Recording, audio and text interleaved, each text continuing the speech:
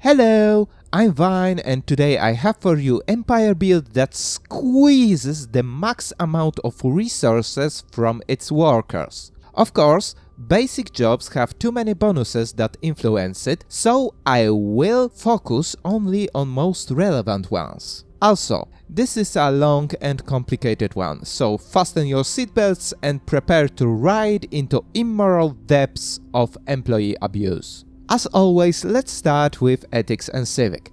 Fanatic Authoritarian gives us plus 10% worker output, and we are combining it with slaver guilds that gives us plus 10% slave output. On worker level, slave and worker bonuses still stack in most cases, so this is straight plus 20% right off the bat. As for species traits, you can go with whatever you want on your main one.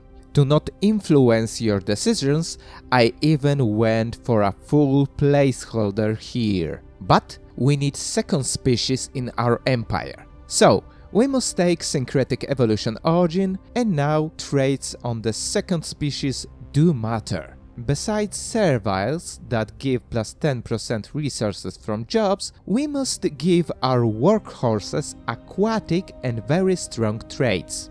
The latter gives them plus 5% worker output, nice and easy. Aquatic, on the other hand, gives plus 10% basic jobs output, but only on ocean worlds. And that is enough for Empire creation screen. Rest of bonuses are in-game. First thing we must do is to set slavery type on Chattel Slavery to get plus 10% resources from slave jobs. Second thing we must do is to recruit governor with Iron Fist trait for another plus 10% slave output sector-wide. Next are traditions.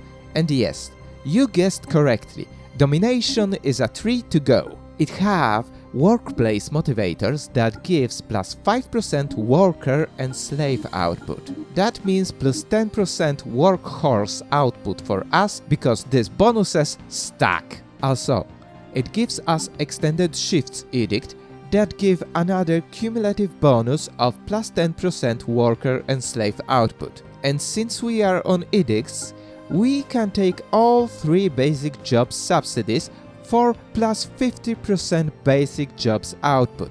But since this is not a general worker-slave bonus, I deem this move optional. Time for perks. We wanna take full genetic ascension path and hydrocentric perk. It will increase aquatic trait bonus by additional plus 5%. Genetic ascension will give us option to further modify our workhorses. Time to give them nerf stapled trait for plus 5% resource output and to switch off their unnecessary emotions. Ignore robust trait, it's useless for them, but with 2 trait points in Gene Bank, pay close attention to basic resource traits as we can additionally make specialized workhorse subspecies if we wanna. Although, as all specialized bonuses, this is optional here. As for buildings, remember to build slave processing facilities on every planet for plus 5% slave output on them. And finally, we have galactic community resolutions. Here, push industrial development to the very end for the finishing plus 10% worker output. That's all relevant bonuses out there. Now, time to evaluate this build. In multiplayer, it depends on your skill. Having huge income of basic resources is always a great boon, but if you don't know how to use them, they are useless. In single player, it's economical win.